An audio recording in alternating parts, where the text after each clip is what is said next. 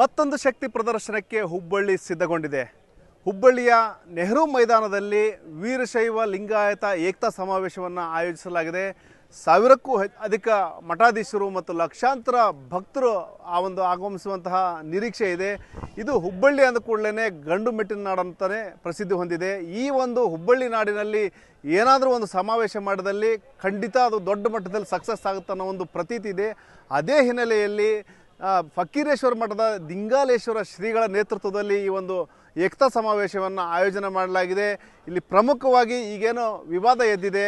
ವೀರಶೈವ ಬೇರೆ, ಲಿಂಗಾಯತ ಬೇರೆ, ಮತ್ತು ಏನು ಹಿಂದೂ ಲಿಂಗಾಯತ ಅಂತ ಏನು ಜಾತಿ ಜನಗಣತಿ ಹಿನ್ನೆಲೆಯಲ್ಲಿ ಒಂದಷ್ಟು ವಿವಾದಗಳು ಮುಂಚೂಣಿಗೆ ಬಂದಿದ್ದಾವೆ. ಅದಕ್ಕೆ ಪೂರಕ ಅನ್ನೋ ರೀತಿಯಲ್ಲೇ ಇವತ್ತು ಒಂದಿನ ಸೆಪ್ಟೆಂಬರ್ 19ರಂದು ಈ ಒಂದು ಬೃಹತ್ ಸಮಾವೇಶವನ್ನು ಏಕತಾ ಸಮಾವೇಶವನ್ನು ಆಯೋಜನೆ ಮಾಡಲಾಗಿದೆ. ಇಲ್ಲಿ ಒಂದು ರೀತಿಯಲ್ಲಿ ಶಕ್ತಿ ಪ್ರದರ್ಶನ ಅಂತಂದ್ರೂ ಸಹ ತಪ್ಪಾಗಲಿಕ್ಕಿಲ್ಲ. ನಿರ್ಭೀತ, ನಿಷ್ಪಕ್ಷಪಾತ, ವಿಶ್ವಾಸಾರ್ಹ ಸುದ್ದಿಗಳಿಗೆ ಮತ್ತೊಂದು ಹೆಸರಾಗಿರೋ ನ್ಯೂಸ್ 18 ಕನ್ನಡ ಈಗ ಆಪ್ನಲ್ಲೂ ಲಭ್ಯ ಇದೆ. ದಯವಿಟ್ಟು ಇಲ್ಲಿರೋ QR ಕೋಡ್ ಅನ್ನು ಸ್ಕ್ಯಾನ್ ಮಾಡಿಕೊಂಡು ಆಪ್ ಡೌನ್ಲೋಡ್ ಮಾಡೋದಕ್ಕೆ ಮರಿಬೇಡಿ. ನಿಮ್ಮ ಬೆಂಬಲ ಹೀಗೆ ಸದಾ ನಮ್ಮೊಂದಿಗಿರಲಿ. ಧನ್ಯವಾದ. ಈಗೇನು ಪಂಚಪೀಠಾಧೀಶ್ವರ ಏನು ಅಡ್ಡಪಲ್ಲಕ್ಕಿಗೆ ಪರ್ಯಾಯವಾಗಿ ಏನು ಬಸವನಾಡಿನಿಂದ ಆರಂಭಗೊಂಡಂತಹ ಒಂದು ಬಸವ ಸಂಸ್ಕೃತಿ ಯಾತ್ರೆಗೆ ಒಂದು ರೀತಿಯಲ್ಲಿ ಸೆಡ್ ಹೊಡೆಯೋ ರೀತಿಯಲ್ಲಿ ವೀರಶೈವ ಲಿಂಗಾಯತ ಏಕತಾ ಸಮಾವೇಶವನ್ನು ಆಯೋಜನೆ ಮಾಡಲಾಗಿದೆ.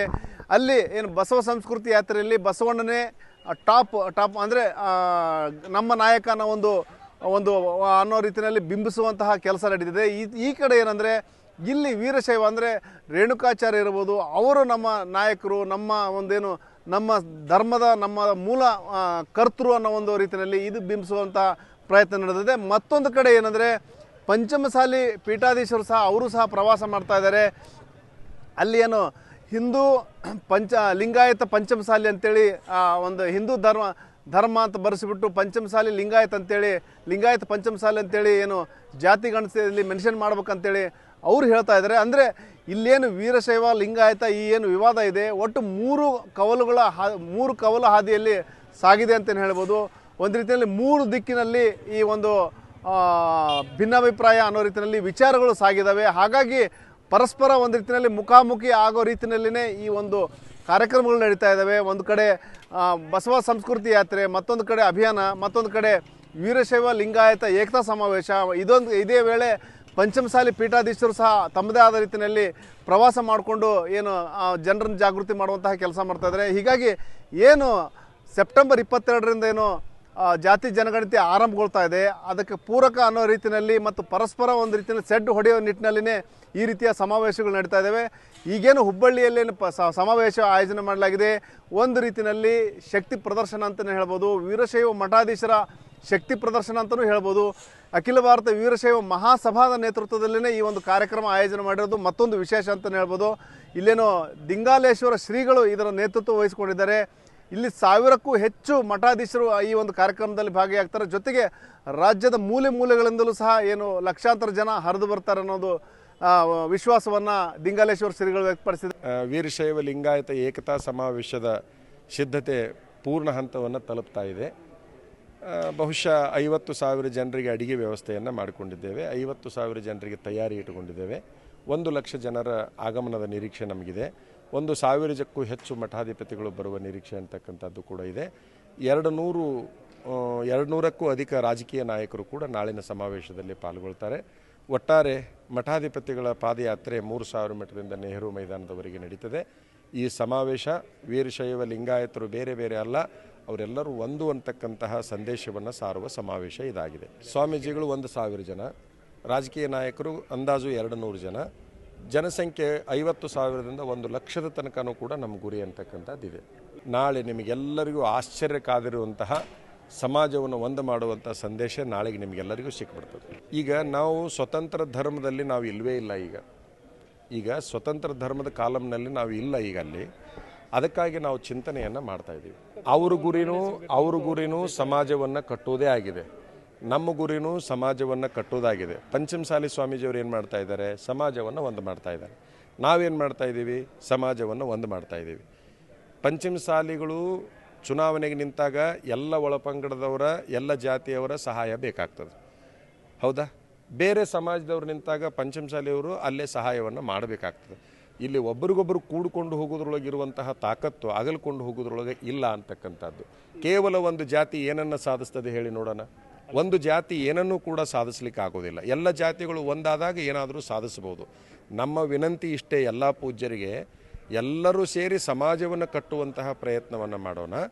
ನಮ್ಮ ವೈಯಕ್ತಿಕ ವಿಚಾರಗಳನ್ನು ಬದಿಗಿಟ್ಟು ಸಮಾಜ ಏಕಾಗಬೇಕು, ಒಂದಾಗಬೇಕಂತಕ್ಕಂಥ ಗುರಿ ನಮ್ಮದಾಗಿರಬೇಕು ಅಂತೇಳಿ ಎಲ್ಲ ಪೂಜ್ಯರಲ್ಲಿ ನಾನು ವಿನಂತಿ ಮಾಡ್ತೀನಿ. ಇಲ್ಲ ಅದಕ್ಕೆ ಕೌಂಟರ್ ನಮಗೆ ನೋಡ್ರಿ, ಅದು ಲೆಕ್ಕಕ್ಕಿಲ್ಲದ ಕಾರ್ಯಕ್ರಮ. ಅದು ಲೆಕ್ಕಕ್ಕಿಲ್ಲದ ಕಾರ್ಯಕ್ರಮ. ಅದಕ್ಕೆ ನಾವು ಕೌಂಟರ್ ಅಂತ ಹೇಳಲಿಕ್ಕೆ ಬಯಸೋದಿಲ್ಲ. ಇದು ಸಮಾಜವನ್ನು ಒಂದು ಮಾಡ್ತಕ್ಕಂತಹ, ಗೊಂದಲವನ್ನು ದೂರ ಮಾಡ್ತಕ್ಕಂತಹ ಸಮಾವೇಶ ಇದು ಆಗಿದೆ. ಇದರ ಜೊತೆಗೆ ರಾಜಕಾರಣಿಗಳು ಈಶ್ವರ್ ಖಂಡ್ರೆ ಇರಬಹುದು, ಮೊದಲಾದ ಸಚಿವರು ಮತ್ತು ಹಲವಾರು ಶಾಸಕರು ಮತ್ತು ಜನಪ್ರತಿನಿಧಿಗಳು ಸಹ ಬರ್ತಾ ಇದ್ದಾರೆ. ಮತ್ತು ಲಿಂಗಾಯತ ವೀರಶೈವ ಸಮಾಜದ ಮುಖಂಡರು ಸಹ ಈ ಒಂದು ಕಾರ್ಯಕ್ರಮದಲ್ಲಿ ಭಾಗಿಯಾಗುವವರಿದ್ದಾರೆ. ಒಟ್ಟಾರೆ ಈ ಒಂದು ವಿವಾದ ಎದ್ದಿದೆ, ವೀರಶೈವ, ಲಿಂಗಾಯತ, ಹಿಂದೂ ಧರ್ಮ ಇತ್ಯಾದಿಗಳ ವಿವಾದ ಒಂದು ರೀತಿಯಲ್ಲಿ ತಾರ್ಕಕ್ಕೇರಿದಂತಲೇ ಹೇಳ್ಬೋದು. ಇದಕ್ಕೆ ತಾರ್ಕಿಕ ಅಂತ್ಯ ಯಾವಾಗ ಕಾಣುತ್ತೆ ಅನ್ನೋದು ಬಂತ ಯಕ್ಷ ಪ್ರಶ್ನೆ ಅಂತಲೇ ಹೇಳ್ಬೋದು.